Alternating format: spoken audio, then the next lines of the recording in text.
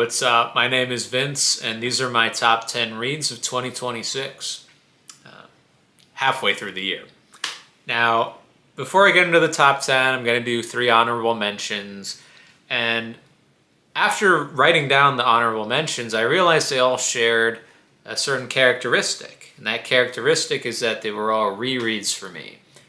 Now, I have a disagreement, I think, with, well, maybe not a disagreement, but when YouTubers do a list and they say rereads don't count for this list, it always leaves me a little curious, or I wonder why they say that. Because to me, that seems that every time they reread a book, it is the same experience.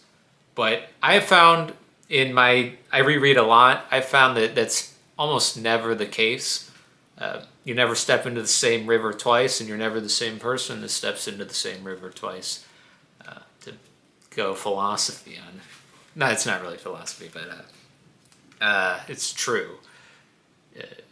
Materially, your atoms and such, but we're not going to get into that. But rereading is great, and I talk about it all the time, but if you don't reread books, like, you're missing out big time because one, you can figure out that books are crappy that you thought were good, or two, you can discover new richness and different themes or things you hadn't thought about on your prior reads. But these three honorable mentions, I don't have any of them, actually. But we got Dune Messiah by Frank Herbert, which the second time was so much better. I understood it more, and it was just a more powerful read. Then we got The Golden Compass by Philip Pullman, book one of his Dark Materials. I've read it twice now. It's fantastic. Both times I loved it.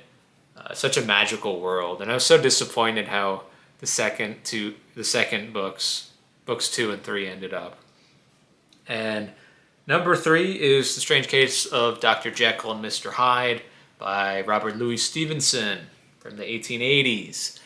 And it's just a great exploration of man and intellectual greed and morality that in such a short number of pages, Stevenson really packs in a wallop. He wallops us with suspense and a little bit of horror, and it's just a classic tale, I think, that I really enjoy. I didn't like it so much my first time with it. But those are the three honorable mentions. Now, going into the top 10, these aren't my official rankings, but I loosely ranked them 10 to 1. This includes fiction, nonfiction, and miscellaneous. So we'll just get right into it, and don't look at my star ratings on Goodreads or anything. Don't care about those. This is how I feel right now. It's not based on objective metrics or anything. It's just what I thought. So, caveat on number 10, I don't have this one, so I have a placeholder. This is Ray Bradbury's Martian Chronicles, but I meant Dandelion Wine by Ray Bradbury. I didn't read this year. Dandelion Wine from the 1950s. It is Bradbury's, I don't want to be cliche and say it's his love letter to summer, but he goes through this one summer in the town of Greentown, Illinois, I believe in the 1920s. And we, through a whole bunch of, not short stories, but episodic chapters, we meet a lot of the townsfolk. Mostly we follow the Spalding family, especially Doug Spalding, where Bradbury, of course, evokes the childlike appreciation for summer and freedom and nice weather and everything that comes with growing up. But there's also a strong emotional weight to this book regarding growing up and aging and memory, where a lot of the elderly characters actually that we follow are they're vivid, and they're not all like full of regret, but they make you think, and they make it's kind of sad. But overall, Dandelion Wine was a really great book from Ray Bradbury, who's I haven't read everything by him, but he's been one of my favorite authors for many years, and everything that I've read by him is just wonderful and infectious. So, Dandelion Wine. Number 10. It's number 9. Number 9. This has shot up on my rankings since I finished it.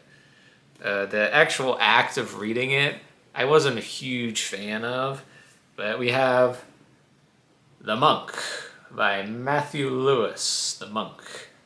With an awesome cover from Penguin Classics. Now, if this book looks unread, it's because it is.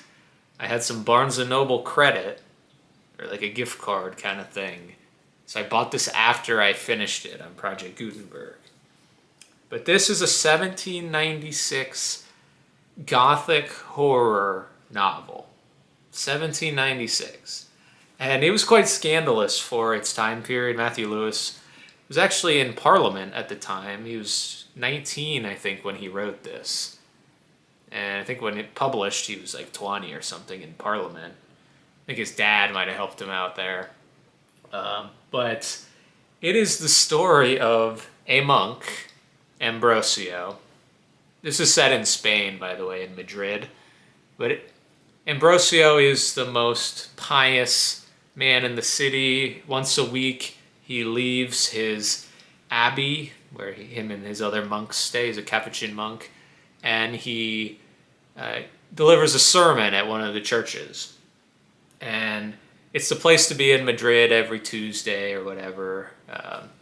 And he's heralded as like this incorruptible bastion of Christianity.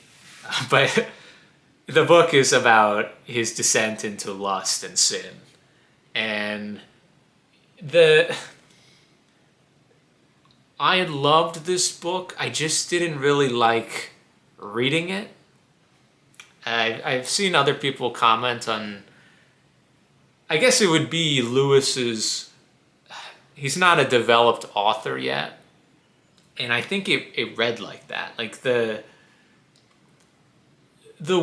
diction, the words that Lewis used were great.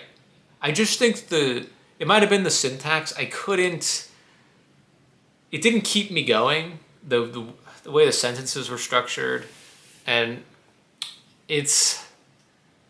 there were a couple side plots that did end up coming together, but for the first half, the first 3/5 of the novel, I was kind of wondering where things were going. But Lewis actually really tied it up in the end. There's a big climactic finish. The end is hilarious, actually. It's really funny. But this is a really wild novel for the 18th century. And overall, with what the story is and how it happened, I thought this was great. If you're interested in if you're interested in Gothic literature or early horror, that's what I meant. The Monk is great. I love stories about the fall of man, or anything that has to do with that theme. This is especially so, dealing with that. So, yeah. The Monk by Matthew Lewis. Better now that I'm not reading it and I can just think about it. A lot better then. But, yeah. Book number 8. Number 8. This is a play. One of my favorite plays, but it's technically not the same as one of my favorite plays. But we have The Burial at Thebes.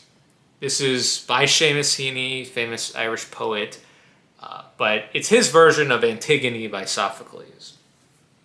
And do I know what that means? his version, why it's not just Antigone translated by Seamusini.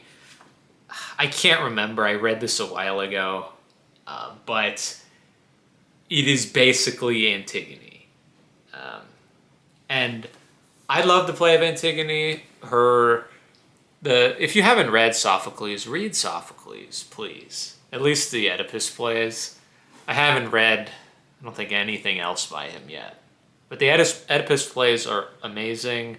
Antigone, the play, deals with the fallout after two of Oedipus's sons, Eteocles and, is it Polynices? Jeez, it's been a while.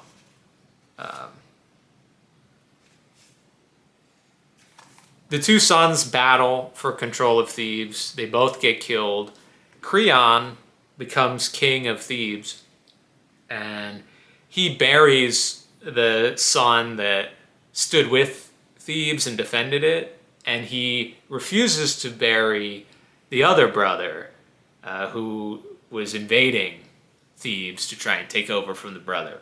And of course, burying in the ancient world, burial was a big deal, and if you didn't get buried, there were theological issues there with your soul and such, I believe. And so Antigone is the sister of these two dudes that killed each other, and she's very upset that she can't bury her brother, the one brother, and she makes a stand against Creon. And in the Burial at Thebes by Heaney, of course it's the same inner workings as Sophocles, but in this reading, it's short, I understood Creon more. Did I agree with him on everything? No, but in my first reading ever, I really was rooting for Antigone. I thought she was the best and a very powerful character, and I really liked her. Here, my thoughts about Antigone didn't diminish, but I understood Creon's viewpoint a lot more on this one, and Antigone seemed a little more headstrong and I don't know, not idiotic, but like she went a little too far, I think. But the main thing is Creon is trying to, there's been a devastating war, and he's trying to pick up the pieces and create some order in the land around Thebes. And even though this is his niece, or like I think Antigone might be his niece. I can't remember right now, I'm sorry. But he knows Antigone. And to even have to not make special exemptions for his niece, or whoever she is to him, I still won't say that I agreed with Creon, but he became more sympathetic, and I thought that added a different layer to this reading of Antigone that I hadn't had before. So it's great anyways because it's Antigone, but I thought Heaney did a good job. And in the future, I'm planning a Greek tragedy reading project where I can hopefully compare more translations and see which ones like I explicitly think are better than others. So, yeah. All right, let's keep going. Number 7 in the list, got The Gates of Fire, historical fiction by Stephen Pressfield. This covers the Spartan defense at Thermopylae in the Greco-Persian War. I've talked about this event a lot on the channel, but the Persians in 480 BC, Persia being the area of Iran, and they had taken over a lot of the Middle East at this point, and parts of Egypt, and Asia Minor, Turkey. Huge empire. They trying to expand to Greece.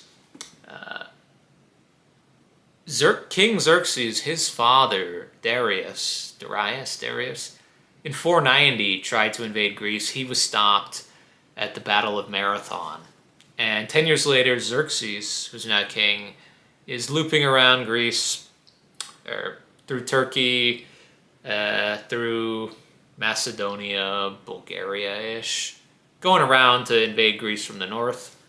And the Greeks, they're having some trouble, but they end up sending, or the Spartans end up sending a small alliance of 300 Spartan warriors and a few thousand other servants and other Greek denominational warriors. And this book, it ends with the Battle of Thermopylae, so it's not all about Thermopylae, but it's framed through the narrative of a former Spartan slave, kind of. He was from another Greek city-state, which was razed, burned to the ground, and he ends up, his name's Xiones, in order to try and get revenge on the people who razed his city-state, or his city, he enlists as a servant with the Spartans to try and become a great warrior. And through this, he's telling the tale after the battle has happened. He was the only survivor. And King Xerxes is very interested at how this super small group of soldiers took down thousands and thousands and thousands of the different armies of his Persian army, because there were so many sub-armies of different peoples. And yeah, just a really great chest-thumping, fist-pumping, whooping historical fiction novel. If you like Sparta, I'm a big Sparta fan. If you like Sparta, it's a great historical fiction book. Only Pressfield I've read so far. All right, book 6, one of the nonfiction works on this list. We have Bound to Please by Michael Dirda. You can see my whole Michael Dirda video for more thoughts, but this is his big collection of book reviews when he was writing for Bookworld and the Washington Post. How many pages? Over 500 pages in big hardcover, and it's mostly collected, I believe, from the 1990s. But yeah, tons and tons of books. I think there's over 100 reviews in here. He divides them up into thematic categories, but most of these are not like they're like classic adjacent, in that a lot of these he's writing about, like a history book about a famous artist or writer, or there's a new translation of the Letters of Flaubert, or stuff like that. It's not really contemporary novels or contemporary books in the sense that they don't have a connection to the past, the great works of the past. It's called a one-volume literary education, which it's not, but I think that really means that most of these reviews are hearkening back to great works. And it's different than Classics for Pleasure, which he also wrote.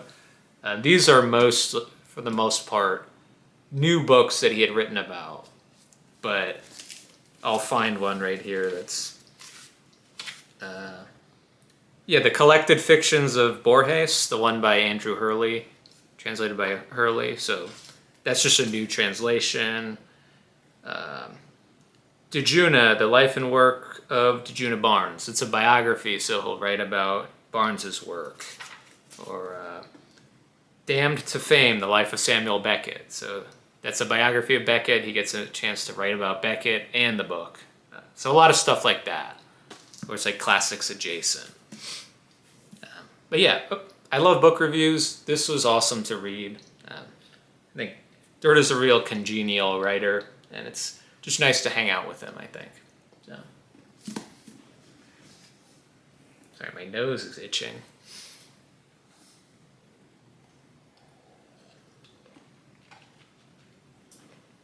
Okay, number 5. This is not one book, technically. We got The Complete Sherlock Holmes.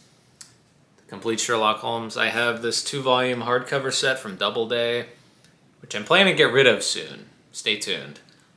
But I couldn't really decide on one book from Holmes, or from Conan Doyle, to pick for the Holmes choice here.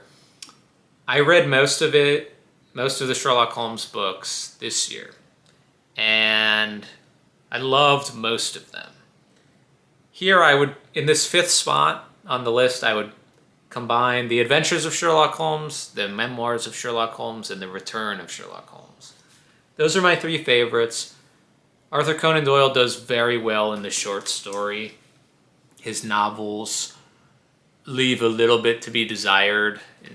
He's not verbose or anything, but the Holmes format is so much better in the short story. Hound of the Baskervilles is pretty good, but the other 3 novels suffer from their length, which the short stories never do. Even the bad ones, even the bad stories, which are more later, they're over before you know it, so it's not that bad. But yeah, if you haven't read Sherlock Holmes, come on, they're so fun. People are always talking about, like, this will get you addicted to reading or stuff. Sherlock Holmes is one of those addictive kinds of books or kinds of stories. So yeah, Sherlock Holmes at number 5. It's only, if we're talking about how much fun I had, that would be closer to 1, but fun is not all. Book number 4. Jane Eyre by Charlotte Bronte. 1847? Tell me I got that right. 1847. Thank God. All right. One of the most well-known classic books ever. The story of our eponymous Jane. As she grows up, she's unwanted in her early life. She's an orphan. And she goes to school, and then she gets a job after school. And her boss hits on her. And there's some romance a little. Very, very terrible summary of the first half of the book. But I love Charlotte Bronte's writing. I didn't get it for a long time. This is over 500 pages. For 400 pages of this book, I really didn't get it. And then the last 100, 150 pages, it just hit me like a train, and I couldn't stop reading, and I was so invested. And what I was thinking at the time, nothing really changed.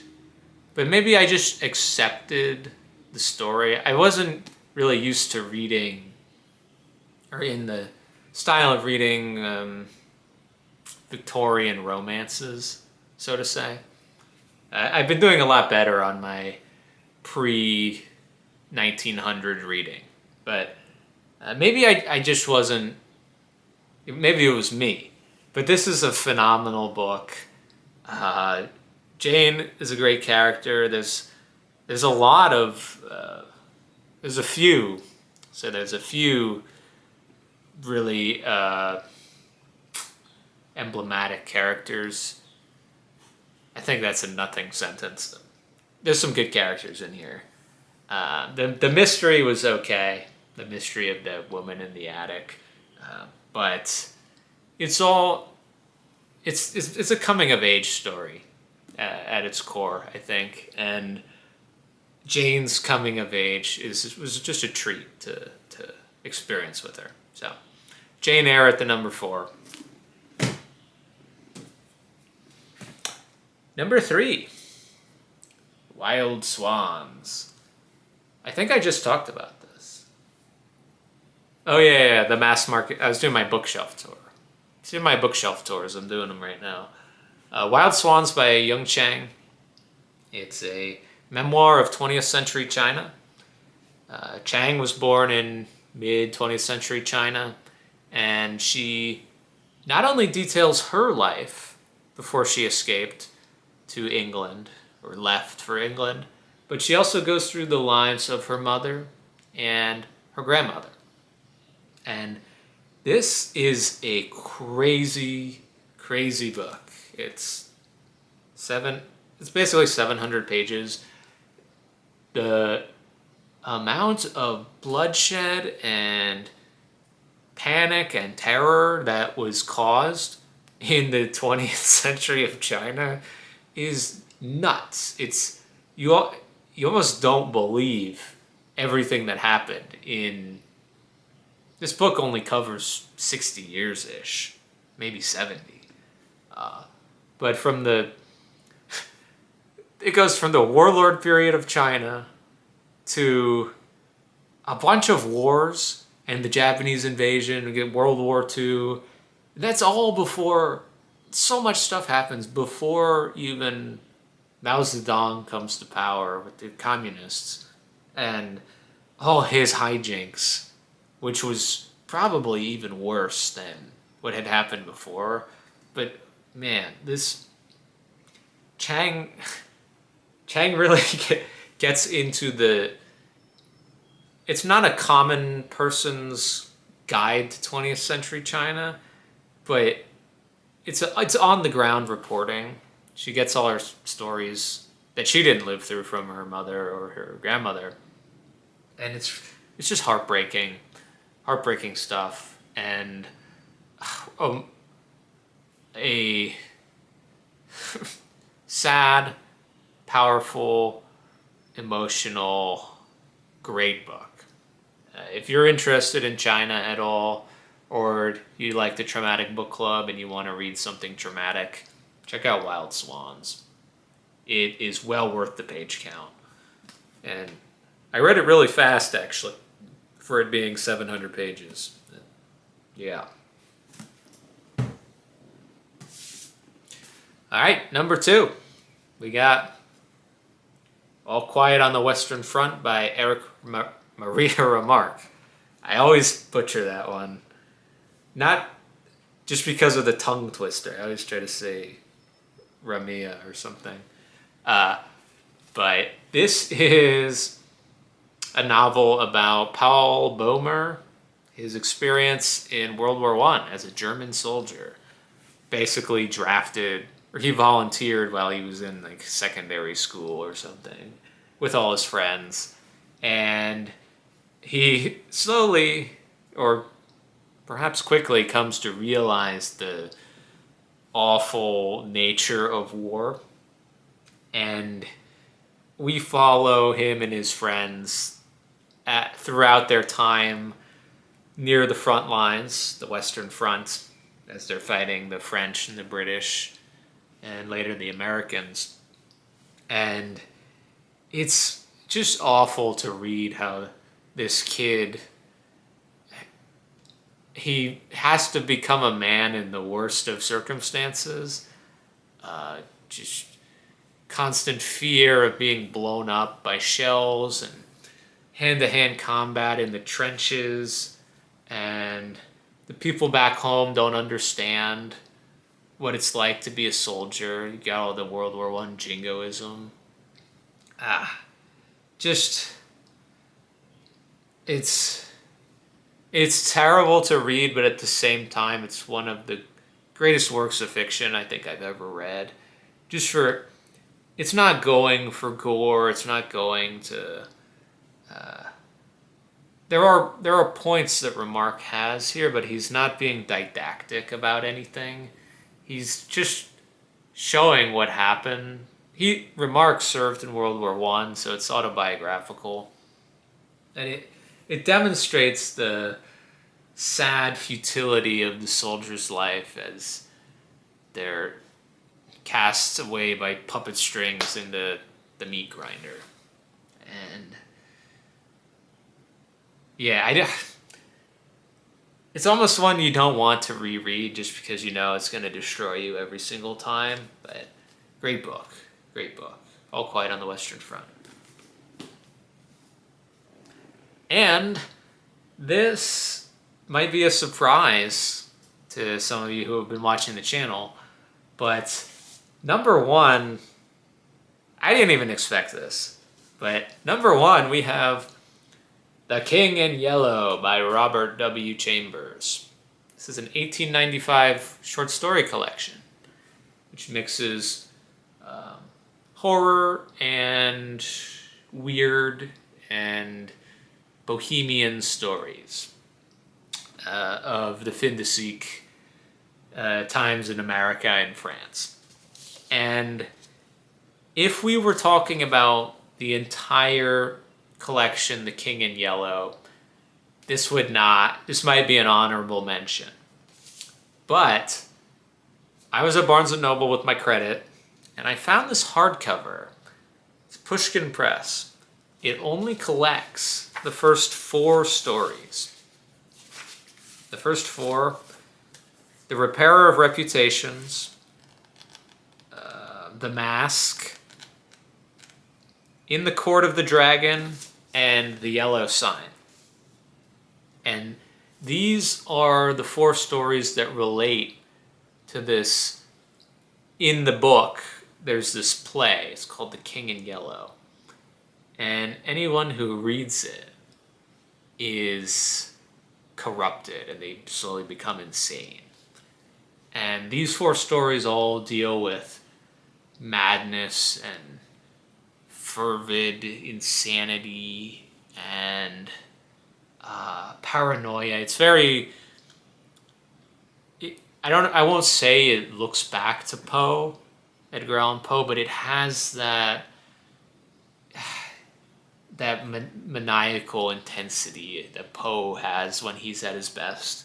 And these 4 stories are, at least 3 of them. In the Court of the Dragon was okay, but The Repairer of Reputations, The Mask, and The Yellow Sign are 3 of the best short stories I think I've ever read.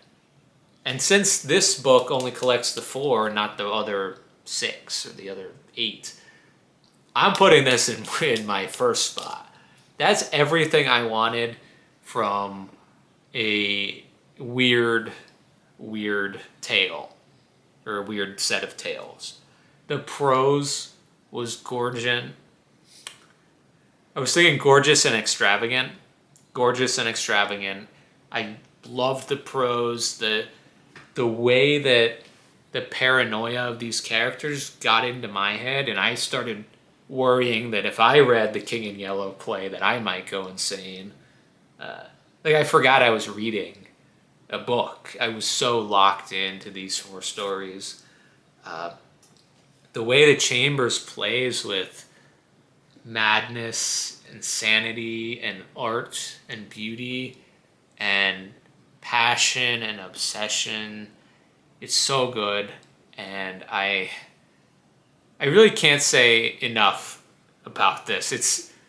I wanted to give it some time to reread, but every day I think about rereading The Repair of Reputations with Hildred Castaigne and Mr. White and the cat who scratches his face and The King in Yellow and the Euthanasia Chambers. Something about this, it hit every single chord for me, and it's really gotten me back, or gotten me into studying horror, studying early horror, how it developed. I'm trying to make my way up into the weird fiction, cosmic horror people of like Lovecraft and those guys, but I'm making my way through the early Gothics, and then I'm hoping to hit a lot of Poe soon. Then maybe de Maupassant, revisiting him.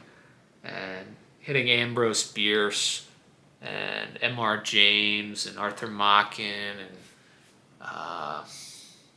some other guys before I get to the 1920s and 30s. It's been really fun so far, and these stories are the best of the bunch in terms of horror that I've read. So, yep. That's it. That's it. Thank you for watching. Those are my top 10 reads of the first half of 2026. Let me know if you've read any and you liked them or you didn't like them. And if there are any books that you think are like similar to the ones that I've mentioned that I might like, let me know too. I'm always on the hunt for new good reads, good recommendations. That's it. Talk to you later.